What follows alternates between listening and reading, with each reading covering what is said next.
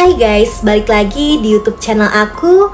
Kalian apa kabar? Mudah-mudahan semuanya selalu dalam keadaan sehat ya. Nah, sebelum mulai, aku mau bilang makasih dulu buat kalian semua yang udah nyempetin waktu untuk nonton video aku kali ini. Dan juga buat kalian yang baru pertama kali mampir nih di channel aku, salam kenal dulu ya, aku Clara. Aku lihat banyak dari kalian yang request minta film superhero kan. Dan aku nemu film fantasi superhero yang seru, menarik banget nih guys. Judulnya Secret Society of Second Born Royals yang rilis di tahun 2020 lalu. Di sini diceritain kalau di keluarga kerajaan, anak pertama kan nantinya bakal jadi pewaris tahta ya guys, bakal jadi raja atau ratu.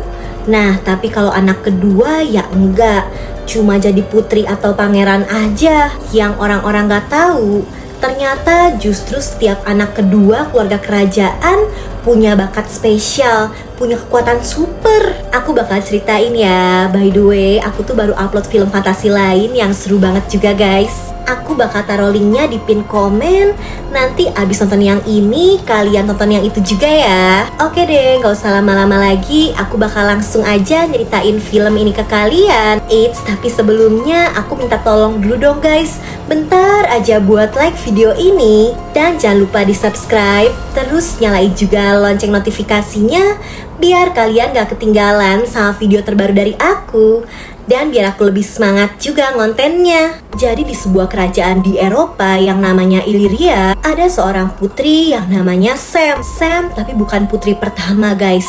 Dia punya seorang kakak yang namanya Putri Eleanor. Sebagai putri pertama dan calon penerus tahta, Eleanor terbiasa jadi putri yang cantik, anggun. Sementara karena bukan calon penerus, sikap Sam kayak berantakan gitu guys. Bener-bener nakal, kayak bukan putri kerajaan. Sedihnya pas usianya baru 5 tahun, ayahnya, sang raja, dan saudaranya dikabarkan meninggal karena kecelakaan pesawat. Kepemimpinan kerajaan akhirnya dilanjutin sama ratu, yaitu ibunya Sam dan Eleanor. Bertahun-tahun setelahnya, Sam udah remaja. Dari kecil, dia udah sahabatan sama anak pengawal istana yang namanya Mike. Kebetulan mereka seumuran. Walaupun Sam ini seorang putri, dia tapi kayak remaja biasa yang suka tampil nyanyi di jalanan. Bahkan dia juga selalu ngungkapin pendapat kalau dia lebih suka sistem negara demokrasi daripada kerajaan. Kelakuan Sam bikin ibunya, yaitu sang ratu, kesel dong. Polisi langsung diperintahin buat ngejemput Sam balik ke kerajaan. Ibunya kecewa nih, walaupun Sam putri kedua, dia kan tetap putri kerajaan. Masa dia malah menentang sistem kerajaannya sendiri? Lanjut, keesokan harinya Sam pergi ke sekolah. Dan di sekolah itu juga ada yang namanya Putri Roxana. Sama kayak Sam, Roxana ini putri kedua di kerajaannya. Karena bukan calon penerus tahta, Roxana mutusin buat jadi influencer guys. Makanya hampir setiap saat dia selalu live stream. Kehidupan kesehariannya unik banget kan, putri kerajaan jadi influencer. Di sisi lain ada sebuah penjara yang bener-bener tertutup karena isinya tuh penjahat-penjahat yang berbahaya guys. Salah satunya yang paling berbahaya disebut Napi 34. Penjaga kan nganterin makanan untuk si Napi 34. Entah siapa yang ngebantu, tapi di dalam apel ternyata udah disiapin sepotong alat. Disambungin nih sama alat perangkat yang udah dirakit. Ternyata bisa matiin kalung borgo yang ada di leher si Napi 34. Setelahnya dia dengan mudah ngebuka pintu sel penjaranya dan bebas kabur. Balik lagi ke Sam, karena hobi musik, kerajaan tuh punya studio musik khusus buat Sam. Mike juga ternyata udah nyiapin 2 tiket konser musik untuk mereka malam itu. Sam seneng banget, dia langsung milih-milih outfit nih. Pas lagi ngeliat isi lemari, dia nemuin sebuah kotak yang isinya foto-foto masa kecil dia sama Putri Eleanor. Ada juga potongan artikel tentang kecelakaan pesawat yang menewaskan ayahnya dulu. Sam jadi sedih dan keinget dulu ayahnya tuh punya panggilan kesayangan. Si ayah sering manggil Sam Putri Salju. Nah, tiba-tiba aja ibunya manggil. Sam malah disuruh pakai gaun karena ternyata malam itu ada pesta kerajaan. Di tengah pesta, Mike ngechat terus nih. Mereka kan harusnya pergi konser. Sam langsung pura-pura gak enak badan dan izin ke ibunya. Dia bilangnya pulang, padahal dia mah siap-siap dandan mau konser sama Mike. Setelahnya Sam dan Mike udah ngantri masuk kan nih. Ternyata harus punya KTP guys. Mereka kan masih di bawah umur, gak punya KTP, jadi gak dibolehin masuk. Gak ada pilihan, mereka pasrah dan mau pulang. Sampai tiba-tiba mereka ngelihat beberapa petugas yang masuk lewat pintu belakang. Pintu itu kan ada passwordnya guys. Sebenarnya jauh, mata normal gak bisa ngeliat.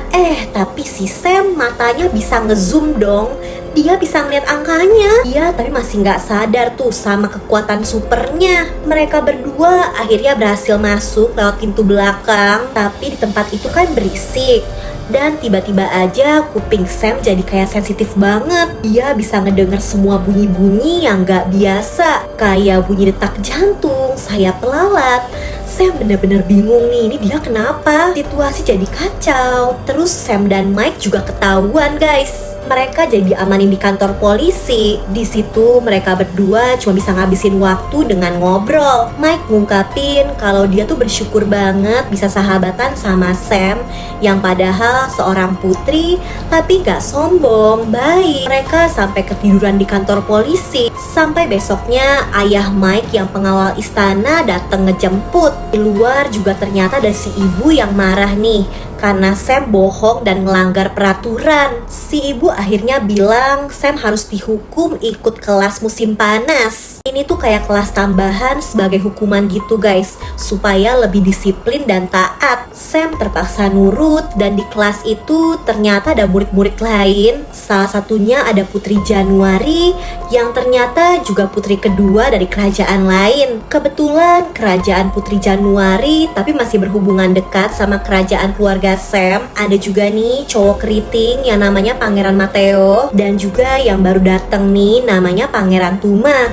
Gak lama Putri Roxana yang influencer itu juga muncul. Entah kebetulan atau enggak, tapi semua murid di kelas musim panas ini semuanya putri dan pangeran kedua dari kerajaan mereka masing-masing. Gak lama guru yang bakal ngajar mereka dateng nih, namanya Mr. James. Di situ Mr. James tapi ngungkapin kalau anak-anak ini tuh ternyata memang sengaja dikumpulin di kelas itu. Ini bukan kelas musim panas biasa. Ini kelas khusus pelatihan untuk putri kedua dan pangeran kedua. Bahkan Mr. James juga sebenarnya pangeran kedua di kerajaannya. Dia bisa ngebuktiin dengan nunjukin kemampuannya, yaitu bisa cloning nih. Dia bisa jadi dua, bahkan bisa jadi banyak. Mr. James ngejelasin kalau setiap keturunan kedua dari kerajaan pasti punya kemampuan khusus, dan kemampuan mereka bakal mulai muncul di usia sekarang ini.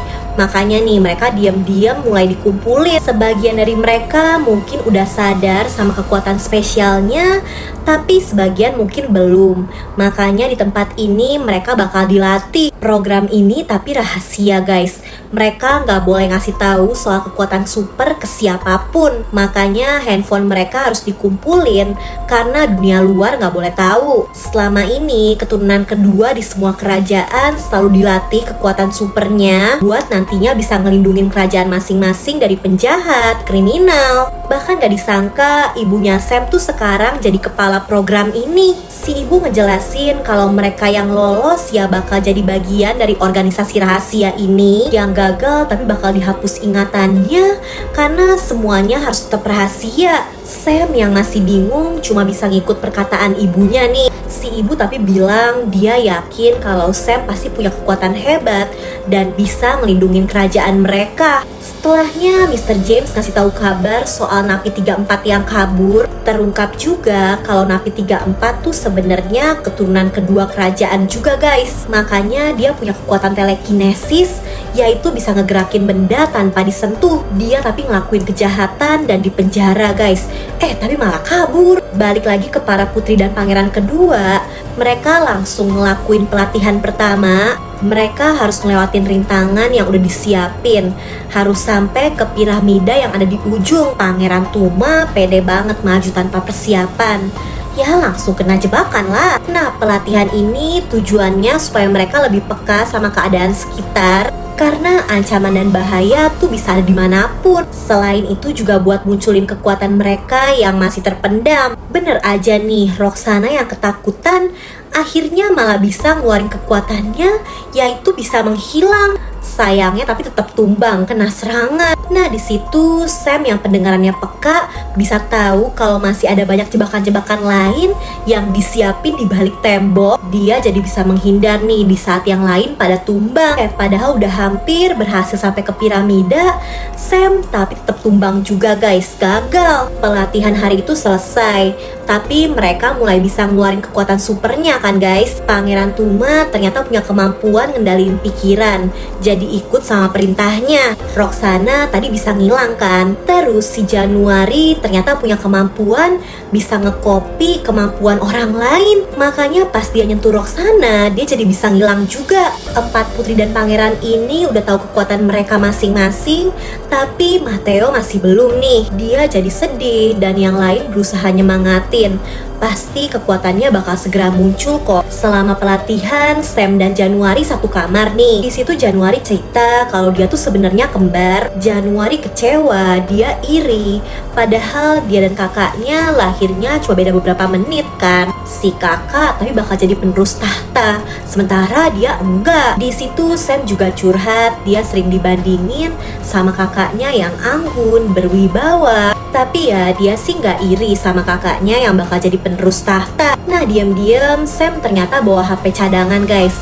Yang satu kan tadi udah disita. Dia cuma mau ngabarin Mike dan tetap ngejaga rahasia soal program ini. Nah besoknya mereka ngelanjutin pelatihan dengan kegiatan memanah. Mr. James bilang kekuatan mereka memang harus dibangkitkan, tapi harus dikendalikan juga. Makanya nih mereka dilatih sendiri-sendiri sesuai kemampuan. Sam kan punya penglihatan dan pendengaran super, jadi dia ditempatin di ruangan penuh speaker yang ngeluarin suara beda-beda. Pangeran Tuma yang bisa ngendaliin pikiran dilatih supaya bisa merintah anjing-anjing ini. Sementara Putri Januari yang bisa ngekopi kemampuan orang lain dilatih langsung sama Putri Ana dari Spanyol yang punya kekuatan bisa bernafas dalam air. Bener aja, pas disentuh Januari langsung bisa ngekopi kemampuan bernafas dalam air. Pangeran Matteo yang tadinya nggak tahu kekuatannya akhirnya baru sadar nih dia bisa ngendaliin hewan-hewan. Makanya dia bisa ngendaliin lalat-lalat buat ngangkat batu bata nih. Unik juga ya kemampuannya.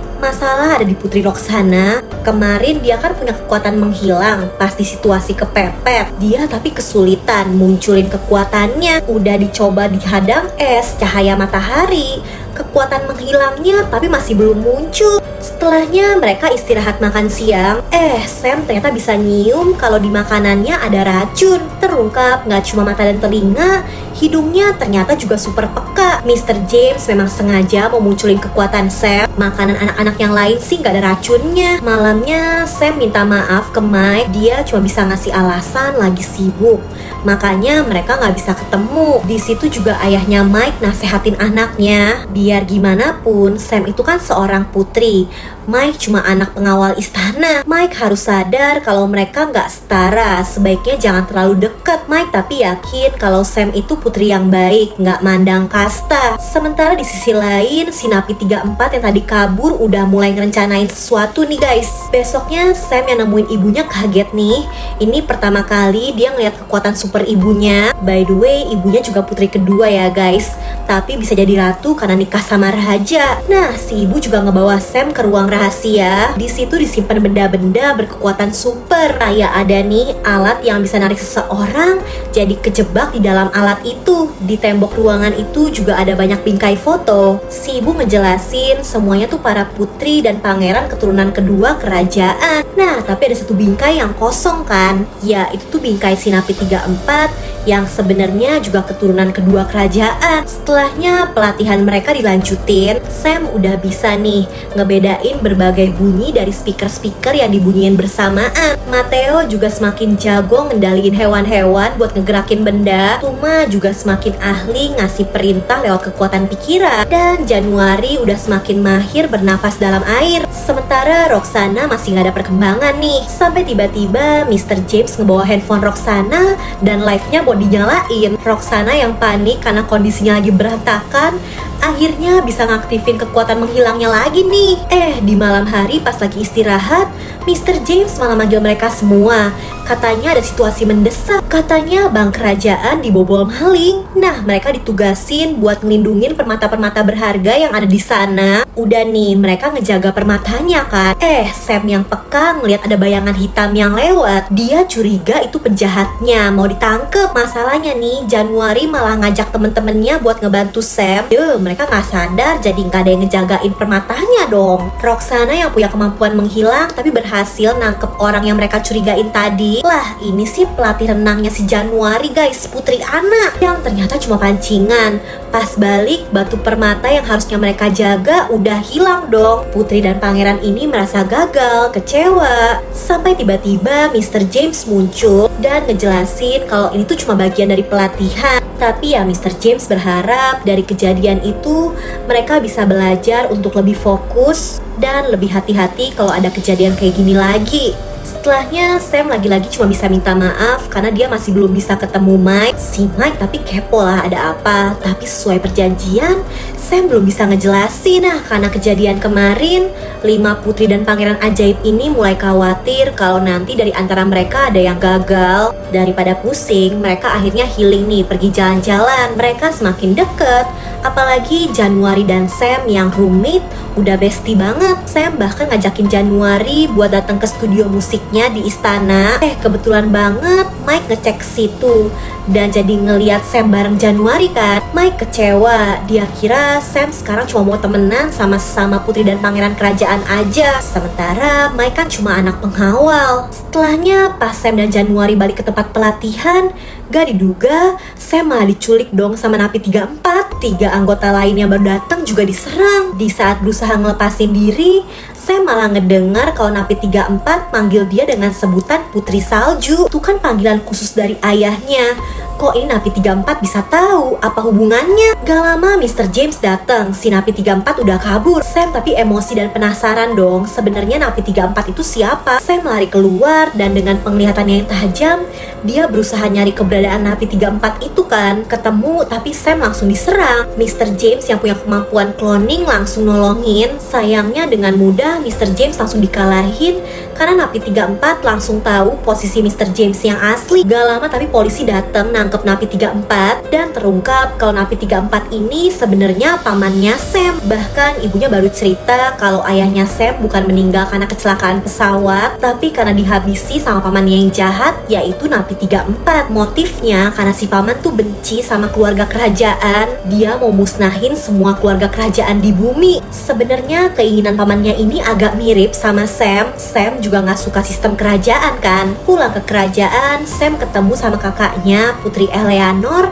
yang sebentar lagi bakal dilantik jadi ratu. Si kakak bilang jadi putri pertama tuh juga sebenarnya gak mudah. Dia harus selalu jaga sikap karena semua orang berharap dia jadi penerus kan. Beda sama Sam yang bisa hidup bebas suka hati. Nah, besoknya tiba nih hari pelantikan Eleanor jadi ratu. Kerajaan ngadain pesta dan semua keluarga kerajaan dari berbagai negeri hadir di pesta itu. Putri Roxana, Pangeran Mateo, Pangeran Tuma juga ada.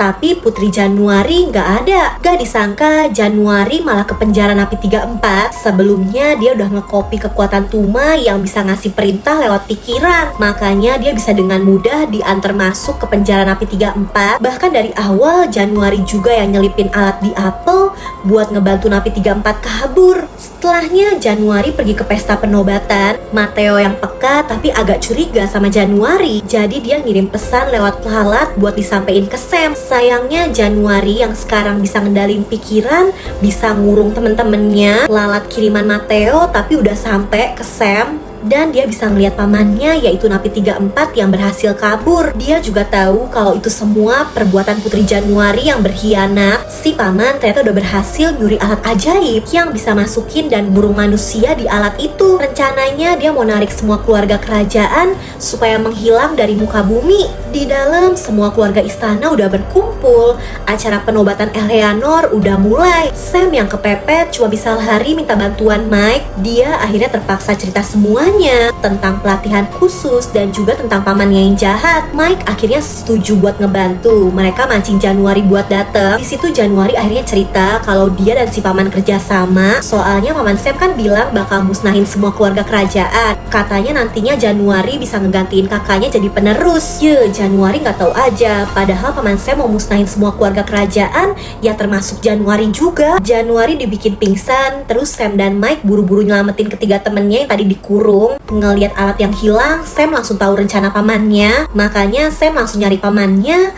Terus Roxana yang bisa ngilang langsung nyerang dari deket. Alatnya kelempar ke Tuma, tapi dia kena serangan telekinesis dari si paman kan. Untung alatnya ketangkep sama Sam dan dia bisa kabur dibantu Matteo yang bisa ngendaliin kupu-kupu. Sam masih dikejar dan terus-terusan diserang sama pamannya. Dia lari ke menara studio musiknya. Pamannya ngikutin, tapi ternyata udah ada Mike yang masang jebakan pakai kalung yang ngeluarin cahaya yang bisa ngunci kekuatan si paman, jadi nggak bisa digunain. Mike juga udah megang alat tadi. Alat itu kan sebelumnya disetting buat narik semua keluarga kerajaan. Tadi rencana jahatnya mau diaktifin di tempat pelantikan yang dihadiri seluruh keluarga kerajaan. Tapi Mike aktifin di ruangan itu aja kan. Alat itu cuma narik keluarga kerajaan, jadi ya si paman yang ketarik masuk. Untung Sam di luar jadi nggak terpengaruh. Sekarang si paman yang jahat udah terkurung di alat itu. Di tempat pelantikan, Eleanor udah resmi jadi ratu. Dan setelahnya Sam, Roxana, Tuma, dan Matteo juga resmi jadi anggota organisasi rahasia untuk putri dan pangeran keturunan kedua kerajaan. Setelahnya Eleanor berterima kasih sama Sam karena dia dan teman-temannya udah berhasil ngelindungin acara pelantikan kemarin. Dan sebagai ratu baru, Eleanor juga punya kebijakan baru. Selain keputusan kerajaan, dia juga ngebentuk parlemen yang isinya wakil-wakil rakyat yang bisa nyampein pendapat masyarakat. Itu yang selama ini Sam pengenin. Dia bersyukur banget punya kakak sekaligus ratu yang bijaksana. Nah, organisasi rahasia ternyata udah menghadapi masalah baru. Terjadi perampokan besar yang ketuanya tuh si Putri Januari dong, yang sekarang udah jadi pemberontak jahat. Walau baru dilantik, Mr. James yakin 4 putri dan pangeran ini kompak dan pastinya bisa nyelesain masalah apapun untuk ngelindungin kerajaan mereka. Ya, ceritanya sampai di situ guys. Unik banget nih ya, putri dan pangeran kerajaan ternyata punya kekuatan super. Kalau kalian punya kekuatan super, paling pengen bisa ngapain guys? Terbang, ngendalin pikiran, menghilang, atau apa? Coba komen. Nah, kalau kalian terhibur nih sama videonya, bantu aku ya dengan like, subscribe, dan nyalain lonceng notifikasi untuk channel ini guys. Selalu komen juga di bawah kalau kalian punya rekomendasi judul film seru lainnya yang pengen aku bahas. Oke deh, kayaknya sih cukup segitu dulu aja ya dari aku. Jaga kesehatan kalian selalu, and I'll see you guys on my next video. Bye-bye!